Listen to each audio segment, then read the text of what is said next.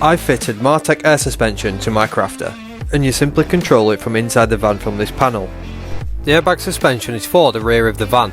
I'll be using this suspension instead of using the traditional chocks that you see on campsites. I'm also going to be using this to improve the overall drive of the van. So let's get to it. I'm going to show you how I fitted it to the van. Please ignore the broken control panel, I did fix this later on. So what I'm going to be doing now is wiring up the control panel.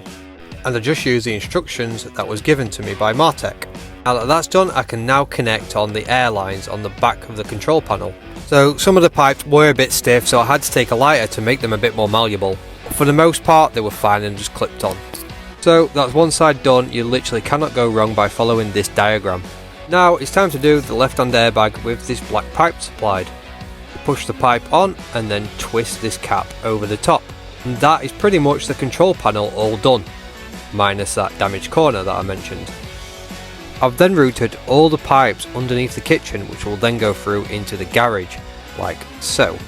So here we are in the garage. We're now just going to fit the compressor, and we'll neaten up the cables later on in the video. After fitting the compressor, I thought I'd move on to the airbags themselves and get the brackets mounted on the airbags. The brackets simply go on top of the airbag and then lock into place with two nuts with washers.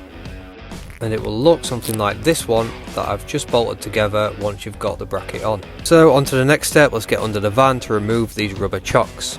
Once removed, you simply slide these plates in place and they lock into place. You then have to get the other bracket and slide it onto the chassis rail like so. Once that's on there, one bolt holds that in place, so tighten that up. Moving on to the airbags themselves, we need to remove this deep anti-roll bar bush, then put the airbag onto the rear axle like this.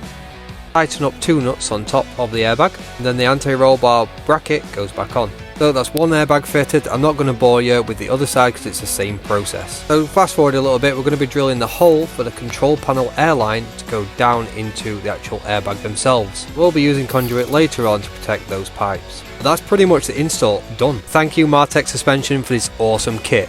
You want this kit, you know where to go. Martech Air Suspension.